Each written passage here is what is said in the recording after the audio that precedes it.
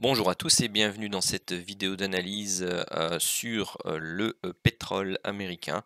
Donc ici vous avez à l'écran tout simplement la vue mensuelle. Là où j'en étais resté tout simplement c'était dans mes dernières vidéos à cette hausse ici. Donc on était en train de faire le décompte pour une vague 1 avec sa correction ici vague 2. Donc petit rappel, de, ce qui s'est passé, on va dire, durant, l'année 2008 à maintenant au niveau du pétrole. Donc comme vous le voyez tracé en, marron ici, vous avez un, biseau descendant, figure chartiste, qui, se, casse statistiquement, par le haut. Bon, ça peut également constituer, vous allez le voir sur, les unités de temps, inférieures, une vague de Wolf, tout simplement. Pourquoi? Parce qu'on a ici une forte baisse, puis on a, ici donc fait le point 1, le point 2, le point 3, le point 4, le point 5. Notez que, ici, on a travaillé, toute une série de zones mensuelles, donc c'est, le fameux, pic baissier, qui a fait, sur certaines plateformes arriver les contrats du pétrole en négatif. Personnellement, désolé, hein, pour ceux qui en ont souffert, mais moi j'ai trouvé ça, assez, comique d'avoir un actif en négatif. Enfin bref, passons. Hem, donc ici on a réagi, sur les plus bas, les supports mensuels, sur le bas du biseau avec un magnifique doji ici et derrière un magnifique avalement, baissier, donc figure, chandelier japonais de tout simplement étoile, du matin, donc pas totalement validé. Pourquoi? Parce que, on veut que l'on vienne casser au minimum, l'open du chandelier précédent ou, le plus haut, de ce chandelier, donc chose que l'on, travaille actuellement. Vous voyez le niveau qu'on travaille actuellement. Ça peut également aussi se représenter sous forme de tasse, avec, anse à droite dont on vient de, casser la ligne de coup et où on tente une validation ici, au niveau du mensuel du mois de décembre. Donc, rien n'exclut non plus une recherche par exemple, du niveau mensuel chartiste suivant pour faire un, pullback. Donc ça correspondrait ici à la hauteur de la anse, pullback et ensuite, boum, on irait rechercher la zone, mensuelle ici des, 65 dollars. Quoi d'autre à dire en mensuel en plus? Tout simplement, je vous ai tracé ici les différentes zones de support, résistance, directes. Vous avez ici, vous voyez, elles ont été, magnifiquement bien travaillées. Celle-ci percée, on vient chercher celle-là, on fait le pullback, on la perce. De fortes probabilités pour qu'on aille rechercher celle-ci et qu'on vienne faire le pullback, le throwback pardon, puisque c'est une hausse. Pour rappel, au niveau des termes techniques, quand on fait une hausse up et qu'on corrige, on fait un throwback. Quand on fait une baisse et qu'on vient hop, ici et qu'on vient rechercher une résistance, on fait un pullback. Parce que tout simplement on pousse, on pull et on vient de retour alors que là on fait marche arrière. Et on revient prendre appui.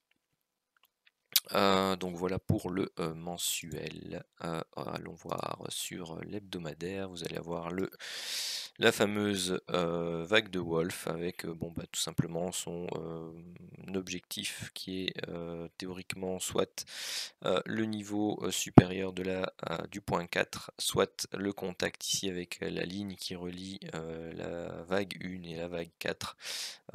Les vagues de Wolf, attention, différent, des vagues d'Elliott. Généralement, les vagues de Wolf constituent, tout simplement soit, une structure en, correction complexe, WXY, où vous avez ici un, petit a, petit b, petit c pour un W, un X et un Y. Ça vous fait les 5 temps de la vague de Wolf, soit c'est une diagonale de terminaison d'initialisation, donc ici vague 1, 2, 3, 4, 5. Donc voilà un peu, les contextes héliotistes dans lesquels vous pouvez voir apparaître une vague de Wolf. Donc ici, on voit très clairement ici une impulsion baissière, une stagnation et puis une nouvelle impulsion baissière. Donc c'est du A, B, C pour cette partie-là. Donc avec ici une structure en impulsion académique vraiment très académique pour le cas d'école, pour l'héliotisme. Pourquoi? Parce que vous avez ici vague 1, correction, vague 2, très faible correction, donc on s'attend à quelque chose de fortement impulsif derrière. Vous avez le gap en plein milieu de la sous-vague 3 ici. Et puis vous allez rechercher la correction de vague 4 et la vague 5. Et de mémoire, je l'avais présenté pendant la formation, vous prenez le haut ici, le milieu du gap, et vous allez rechercher l'extension 100% comme objectif de fin de vague 5. C'était parfait à expliquer aux étudiants. Mais ce qui nous intéresse, nous ici, c'est cette fameuse remontée, cette correction et ce qui peut se produire ici juste après. Donc vous voyez, on arrive vraiment sur une zone ici de résistance qu'il va falloir franchir pour pouvoir aller rechercher les barrières suivantes. Alors, journalier. Nous voilà en journalier, vous aviez le détail du décompte que j'avais proposé à l'époque qui s'est validé. Vous avez donc ici le décompte qui se termine donc ici avec une vague 1, une correction en 3 temps pour une vague 2. Notez le magnifique setup de divergence aussi, il y en avait un montré en mensuel aussi et j'ai oublié de vous le montrer. Enfin, il y en avait plusieurs, hein, mais bon, voilà. Notez aussi ceci, hein, l'accélération de la divergence ici entre la vague 3 et la vague 4. Vous en aviez déjà ici entre les sous-vagues et puis celui-ci qui a été validé qui permettait une entrée ici sur ce chandelier là aux alentours des 21 $. Donc on aurait été bien content d'être resté dedans. Donc pareil ici au niveau chartiste, hein, vous aviez la ligne de tendance qui a été breakée ici, on a fait le pullback dessus et puis on est parti. Donc tout ça sont des éléments qui valident au fur et à mesure votre plan. Alors, donc ce qui se passe ici, si ceci est effectivement une vague 1, ceci une vague 2. Vague 2 qui est relativement courte. Pourquoi? Parce qu'on a retracé de mémoire les 23,6. C'est ça, donc les 23,6% Fibonacci. On est juste allé rechercher ici.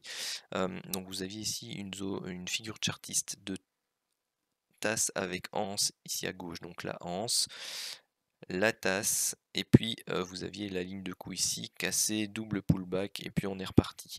Et on vient rechercher bien tout simplement la zone mensuelle qui correspond plus ou moins à la zone de coup de cette tasse avec hanche à gauche.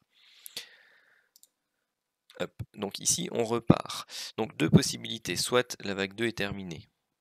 Et dans ce cas-là, on recherche soit une vague 3, soit une sous-vague 1 de la vague 3, une sous-vague 2, on reprend appui ici et on repart pour quelque chose de plus impulsif. Soit la vague 2 n'est pas terminée, donc ici on travaille une structure en 3 temps. On devrait retrouver ici une structure en 3 temps, ce qui semble un peu compromis pour l'instant, à moins que l'on corrige et que l'on remonte. Mais ça commence à faire assez long. Mais c'est tout à fait possible et ensuite derrière une correction un peu plus profonde pour aller rechercher des niveaux comme les 27-28 $. C'est pas le scénario privilégié actuellement. Le scénario privilégié actuellement consiste plutôt en avoir ici une sous-vague 1 qui devrait bientôt se terminer. Donc pour ça on va surveiller les breaks de canaux à la baisse, les setups de divergence sur le plus court terme et on va attendre un retracement de cette hausse-ci avec des setups tout simplement d'achat. Cette zone-là qui est la zone de gap ici est une zone relativement intéressante sur laquelle intervenir pour un achat futur avec une relance haussière. Notez que ça correspond également aux différents scénarios que l'on a vus sur la vidéo du dollar index et de l'USD CAD. Pourquoi? Parce que mécaniquement, si le dollar baisse, eh bien le pétrole a plutôt tendance à monter et si le dollar monte, il a plutôt tendance à baisser. Or, on anticipe probablement plutôt une petite continuation baissière sur le pétrole, donc plutôt sur le dollar, donc plutôt une petite continuation haussière sur le pétrole, une correction haussière sur le dollar, qui correspondrait donc à la fameuse vague sous vague 2 ici du pétrole, ou à la vague C de la structure en flat ou complexe que l'on pourrait avoir ici. Donc ça nécessiterait une belle remontée du dollar index.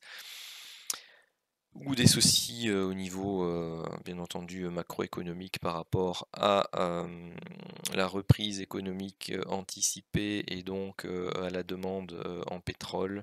Bref, bon, il y a plusieurs éléments qui peuvent entrer en compte, mais au niveau de la structure de prix pour l'instant, et bien tout simplement ça milite pour une petite hausse complémentaire, une respiration avant de repartir à la hausse, correspondant bien entendu au scénario principal du dollar index qui devrait poursuivre une structure correctrice pour aller rechercher des plus bas mensuels. Alors pour celui-ci, je descends sur l'horaire. Pourquoi? Parce que je voulais vous montrer un peu le décompte actuel possible. Donc le premier, c'est une vague 1 et une vague 2 ici. Une vague 3 qui est tout juste supérieure à 100% par rapport à l'amplitude de la vague 1. Donc c'est correct. Et généralement, quand on a ce genre de phénomène, eh bien la vague 5 est une vague plutôt étendue, ce qui semble être le cas ici. On a ici un triangle potentiel de vague 4. Donc vous avez la possibilité d'avoir une impulsion 1, 2, 3, 4 et 5 qui est potentiellement terminée ici. Et donc là, on aurait commencé la structure correctrice. Donc on a fait une première impulsion baissière, on corrige et puis on devrait aller rechercher quelque chose au niveau de ces prix-là, donc autour des 45, 45, 50, voire ici autour des 42 dollars en extension pour une correction un peu plus profonde de cette sous-vague 1 dont je parle depuis tout à l'heure.